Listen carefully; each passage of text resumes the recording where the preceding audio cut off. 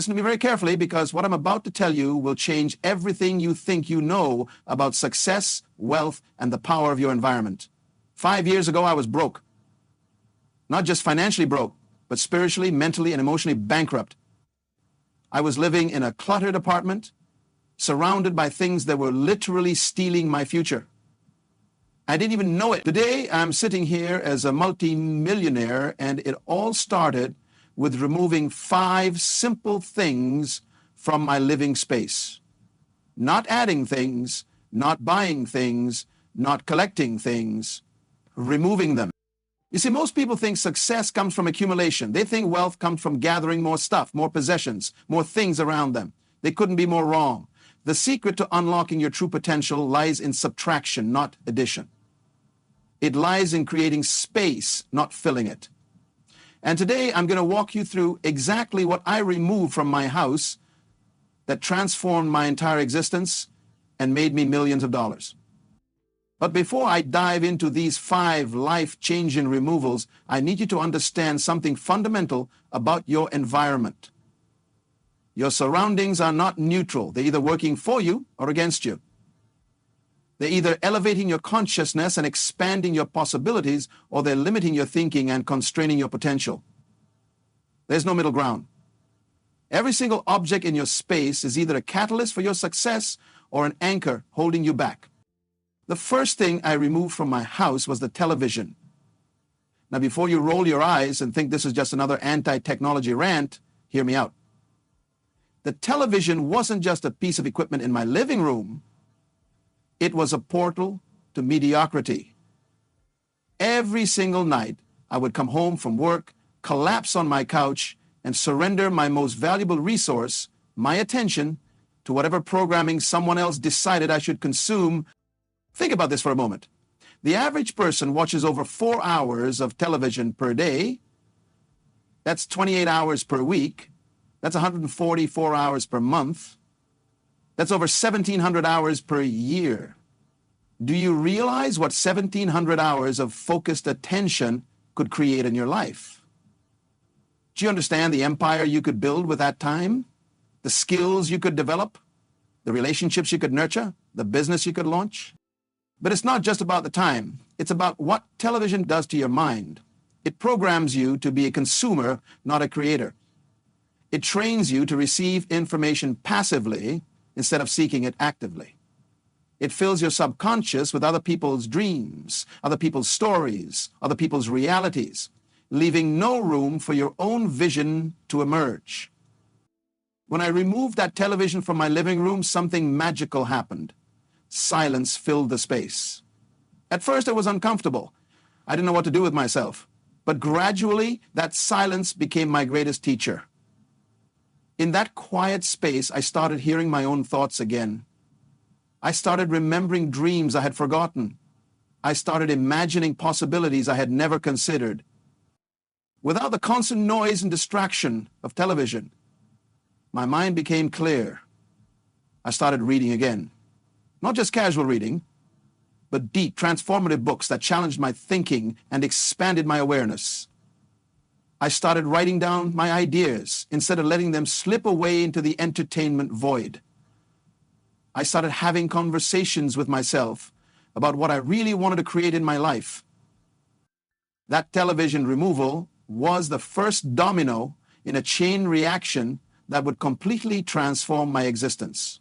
Because when you remove one source of distraction, you suddenly become aware of all the other things that are stealing your focus and diluting your power.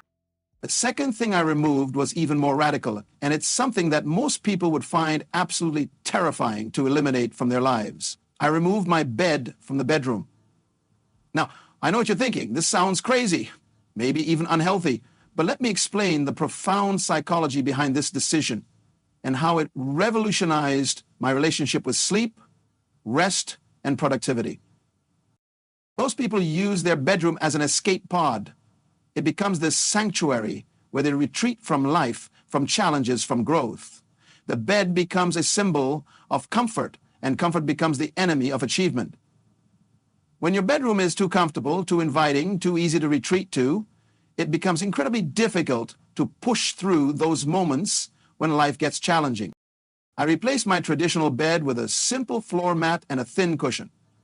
Suddenly, sleep became intentional rather than indulgent. I could no longer collapse into comfort whenever things got difficult. I could no longer use my bed as a hiding place from the work I needed to do. This simple change forced me to confront discomfort head-on, and in doing so, I developed an incredible tolerance for the temporary pain that all success requires. But here's the deeper transformation that happened. When comfort was no longer my default option, I started seeking challenge instead.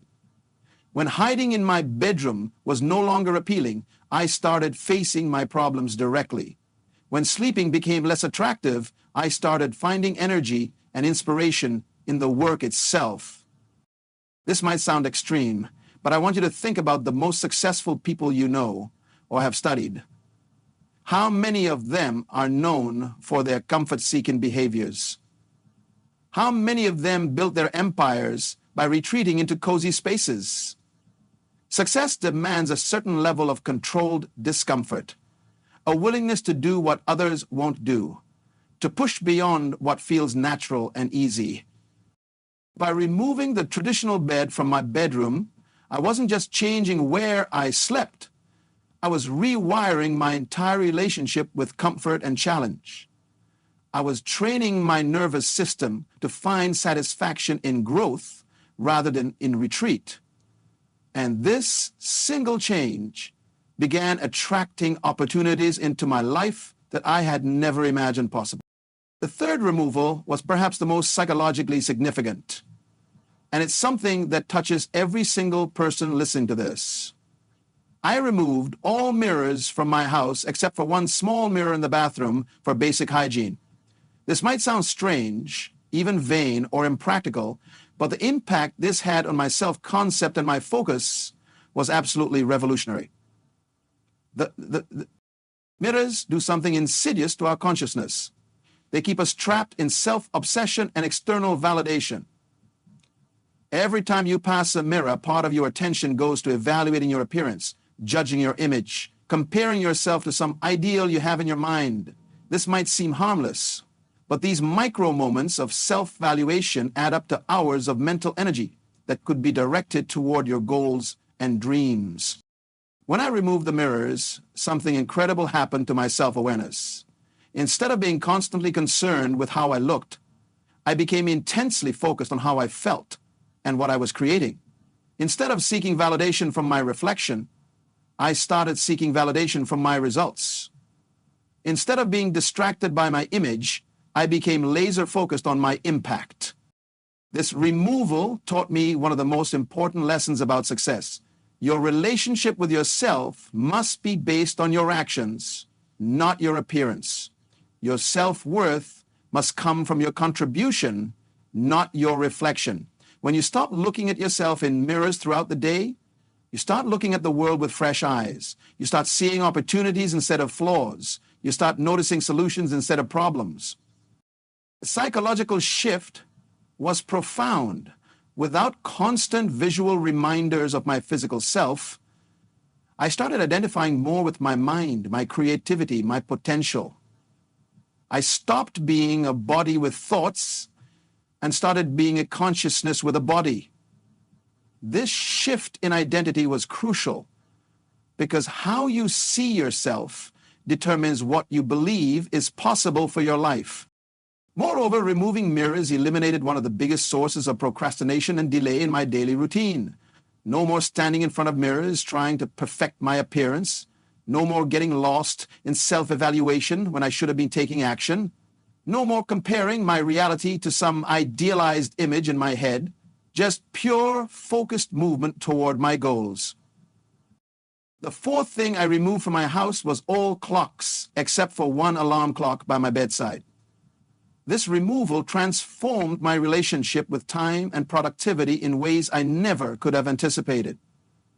Most people are slaves to time, constantly checking clocks, worrying about schedules, feeling pressured by the artificial urgency that timekeeping creates. When you remove clocks from your environment, You start operating on natural rhythms instead of artificial pressures. You start working based on energy and inspiration rather than arbitrary time blocks. You start eating when you're hungry instead of when the clock says it's mealtime. You start resting when you're tired instead of when society says you should sleep. This doesn't mean I became irresponsible with commitments or deadlines. Instead, I became more intentional about how I structured my day. Without constant time pressure, I could focus completely on whatever task was in front of me. I could dive deep into projects without the anxiety of time passing.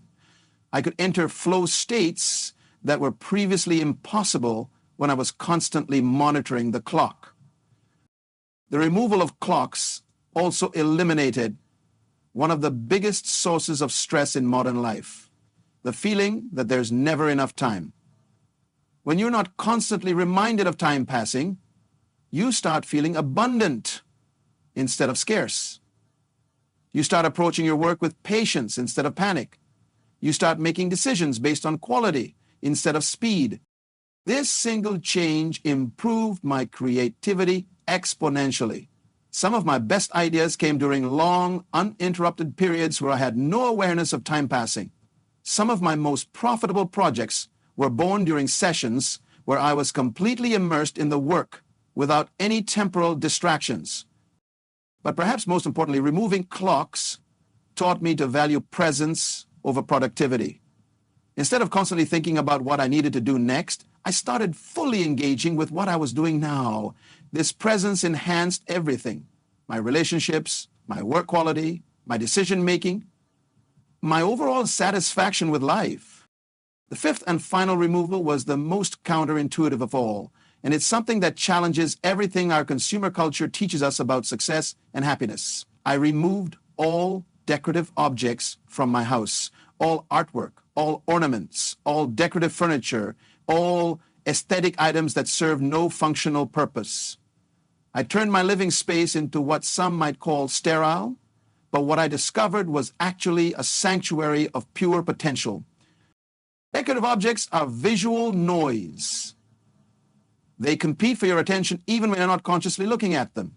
Your subconscious mind is constantly processing all the visual information in your environment, and every unnecessary object is using up mental bandwidth that could be directed toward your goals and dreams.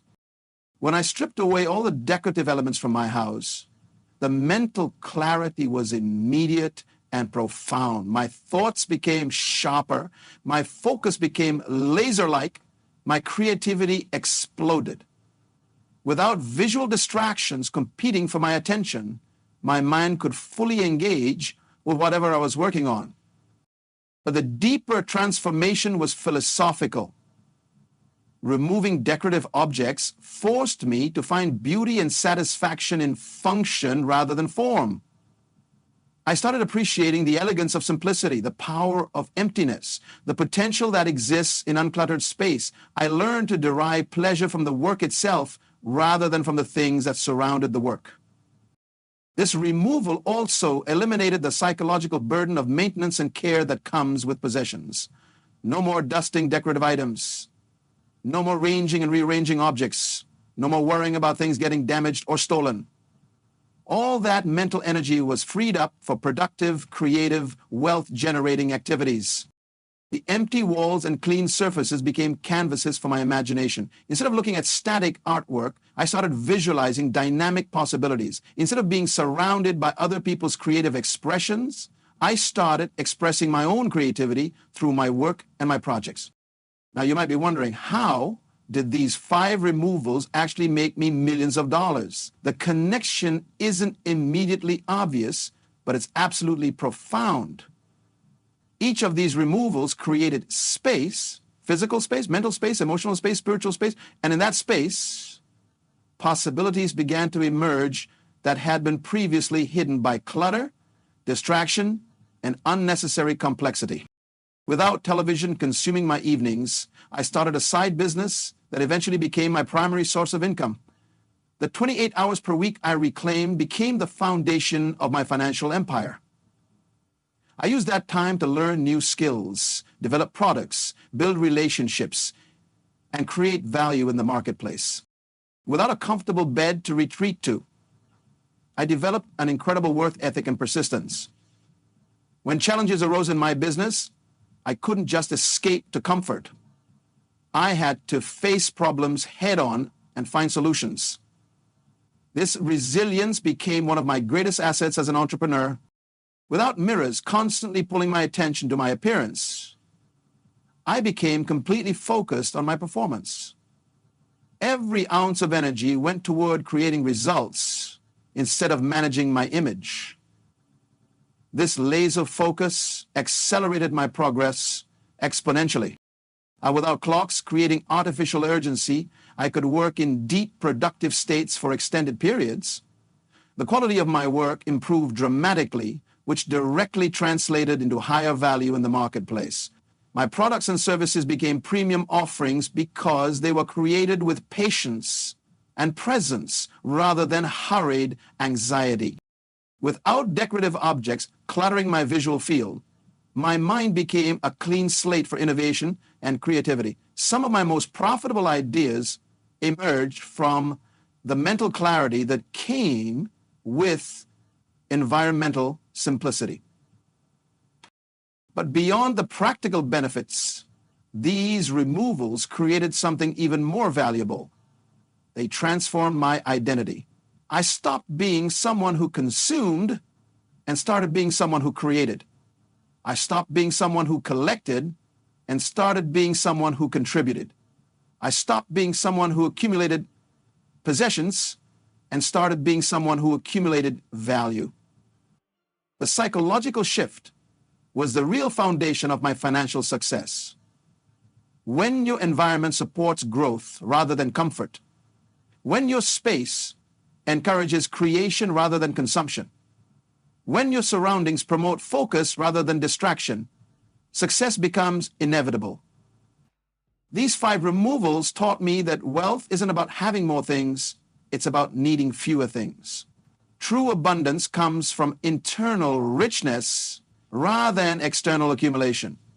Real security comes from your ability to create value rather than your ability to acquire possessions. Now, I want to address the skepticism that some of you might be feeling right now. You might be thinking that these changes are too extreme, too radical, too uncomfortable to implement in your own life.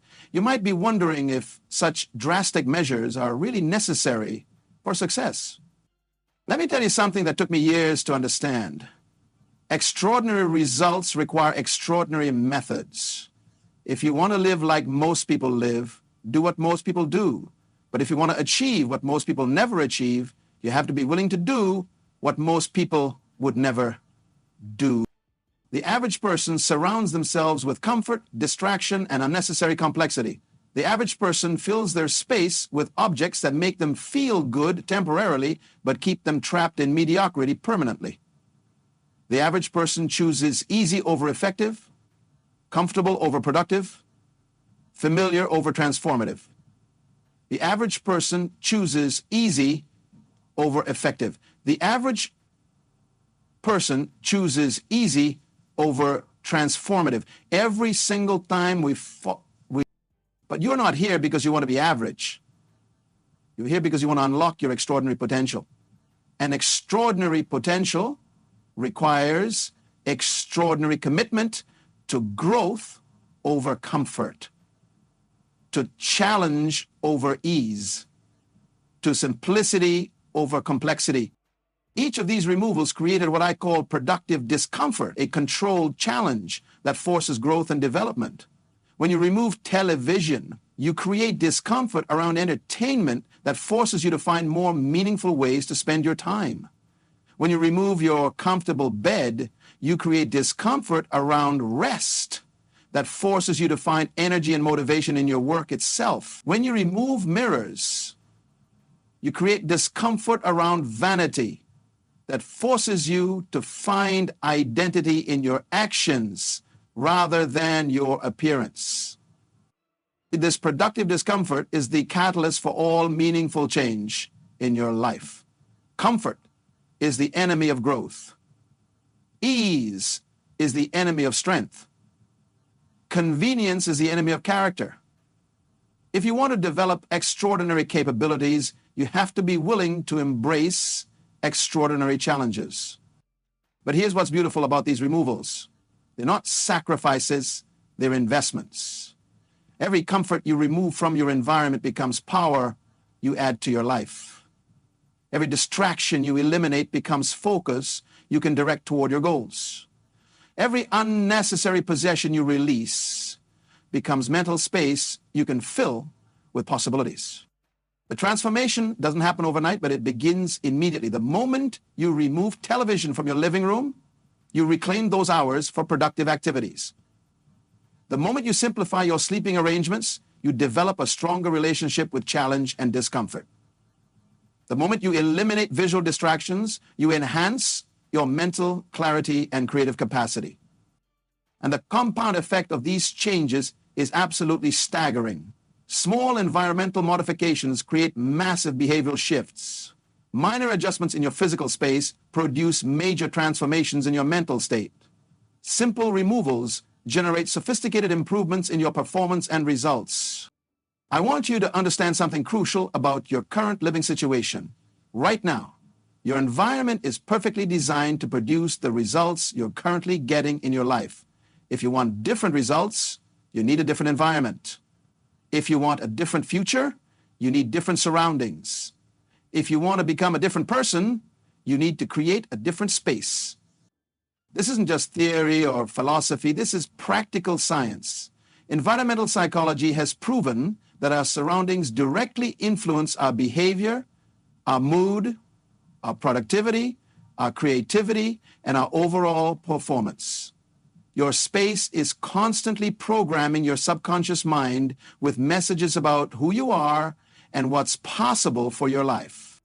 When your space is cluttered, your thinking becomes cluttered. When your environment is chaotic, your mind becomes chaotic.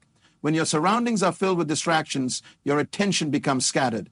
But when your space is clean, simple, and intentional, your thinking becomes clear, focused, and powerful. The 5 removals I implemented were not random or arbitrary. They were strategically designed to eliminate the most common sources of distraction, comfort seeking, and energy drain in modern life. Television represents passive consumption. Comfortable beds represent avoidance and retreat.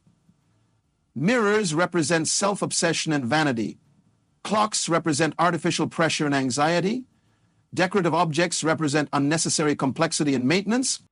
By removing these elements, I created an environment that naturally supported the behaviors and mindset necessary for success. Instead of fighting against my surroundings started working for me.